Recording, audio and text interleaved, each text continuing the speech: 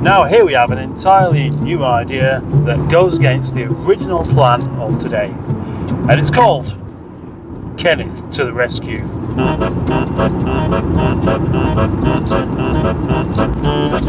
Kenneth, of course, is this car, the Rover 75 Tourer diesel with a tow bar. That makes this just a little bit easier, but only just a little bit. You see, I've got a very good friend who's stuck.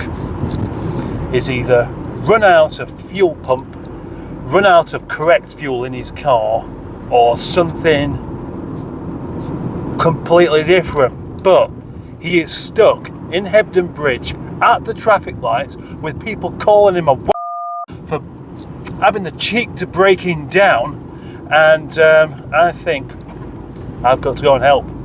Can't just leave him there. You consider the amount of people that sit on double yellow lines with their hazard lights on, thinking it's okay to be pretend broken down, and that's fine, and nobody is bothered at all. But when there's a genuine situation, people get all arsey because they think you probably just can't be asked to walk.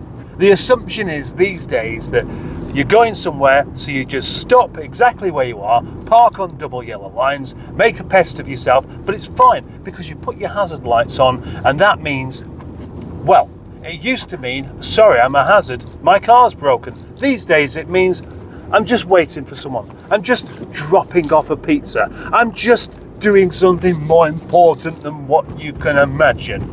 And due to the amount of inconsiderate behaviour that we have from people, that causes lack of tolerance for people in genuine situations. And my friend would not just deliberately block the road up.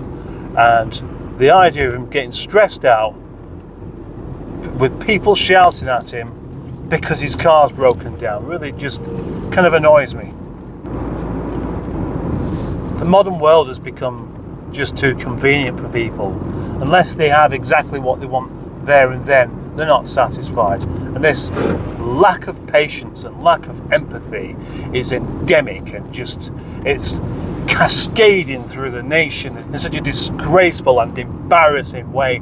The way people will not just stop and help. They're too busy with their own little thing. Regardless of whether they're busy or not, they just don't want to help. My mate Johnny there, he's the kind of person that would help. I find myself on the edge of a rant all the time about people and their little attitude things.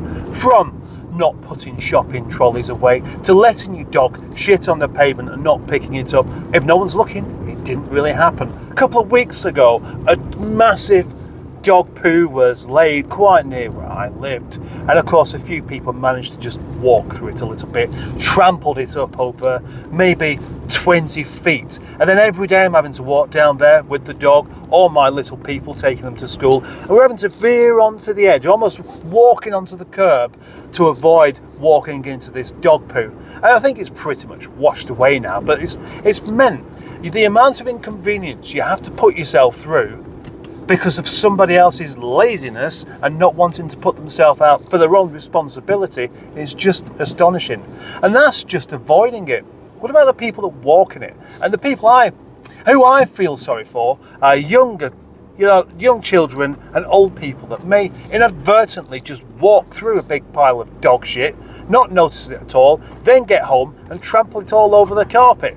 All of that inconvenience of having to clean it up and having to disinfect and stuff like this, just because of one person's inability to just bend over, pick the thing up and pop it into the bin, which takes 10 seconds. If your doggy goes running off into the long grass at night time somewhere and poos there, it's a different matter. If you can't see where it is, if no one's going to be walking in it anyway, different. But when it's right there on the pavement that you're walking along, no. And dogs don't walk themselves these days. It's not the 70s any longer. Like all schools, there's a crossing with the zigzags out the front. You have the zigzags at any places. There's one in the post office in Milnrow that nobody really ever seems to go to because it's always closed. Parking on the zigzags there, very rude. But the worst possible time you could be inconsiderate enough to just park on the zigzags because you can't be bothered to actually go and park somewhere else is when all of the children are either coming in or out of school. And that is when they do it. Every day I walk my girls to school and I'll see somebody parking on the zigzags. Once it was a car facing the wrong way with the lights on, which is an even bigger bugbear of mine, and it should be for other people as well, because it's unnecessary and it is rude and it completely lacks empathy or any kind of goings on upstairs. Now this here is Todmorden, and Todmorden, just like Littleborough, where I live, and just like every other town or village, mostly towns, we have an issue with young men driving like complete lunatics, usually in Audis, Audi A3s. That's the main culprit of these completely irresponsible people that rely on people who can drive much better than them to stop them from killing themselves and other people. That's the point I've made before. But with an even bigger problem than that, and that is normal people. The way normal people drive. The way they think they can just do this and that and it's not really a problem. The way they're so arrogant in that they can just drive at whatever speed that they think is safe for the conditions, which is, yep, 35 miles per hour, no matter what's going on, no matter where you are. They'll actually just stop on double yellow lines and of course worse zigzags, causing obstruction. And it's not really, well, I'm just doing this. Oh, I'm just doing this. What's the problem? You know, can't you just wait for a minute? Can't you and the 50 other people lining up behind you who can't get past just wait for a minute so I don't have to walk across the road? Well, that's the problem with people, isn't it? And because of exactly that, that's why someone like my friend Johnny here, who's actually got stuck in an inconvenient place, is having probably exactly the same kind of people that would do exactly that having a go at him for it. And I think people are a f***ing embarrassment. Anyways, I've got to assess the situation before knowing exactly what to do. Yesterday I was rescued by a couple of really lovely, wonderful chaps, and today it's my turn to do it for somebody else. This car was rescued, now this car has come to the rescue. That's how it should go. Somebody helps you, you help somebody else. If everybody really did that, nobody'd get that stuck, would they? Oh yeah, I think the most help my friend has had here was a policeman giving him a push and collecting a couple of chaps to push it out of the way somewhat, and then somebody else came along in a recovery truck and offered to weigh it in.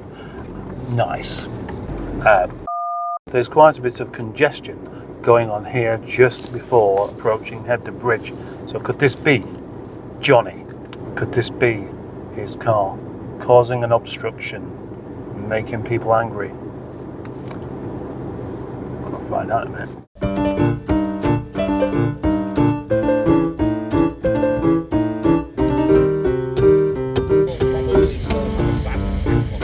Charles? Well, that was fun, but at least I got him out of the way. Traffic's still just as bad though, even without a blue Audi holding everything up. Because I didn't film it before, this is where his car stopped. Not a particularly good place. However, there was still enough room for the traffic to flow. It's just that they chose not to do, so they could make a fuss about it. Just like my car did. Now, without that boost pipe being properly attached, means that the amount of, whoa, yeah, it's a 30 limit, you utter tool. And yes, I was doing 30, over 30 in fact. I don't pootle around. I may drive sensibly, and I may drive with consideration and care for other road users and my own car and other people's, but it doesn't mean I dawdle. Oh, look how far it got you. Well done, mate. Well done indeed.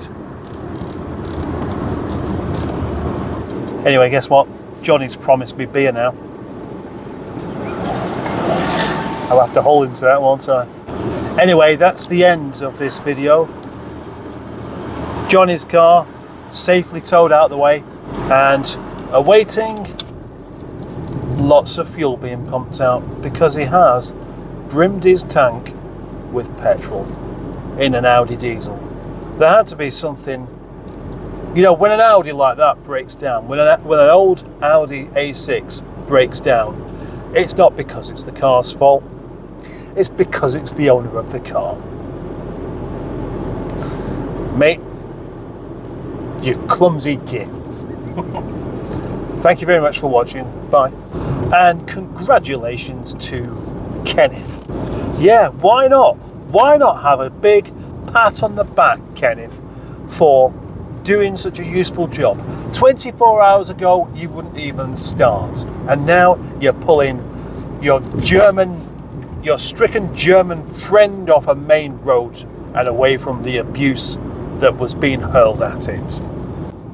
Kenneth, you deserve a badge. And I think Johnny should make one for you.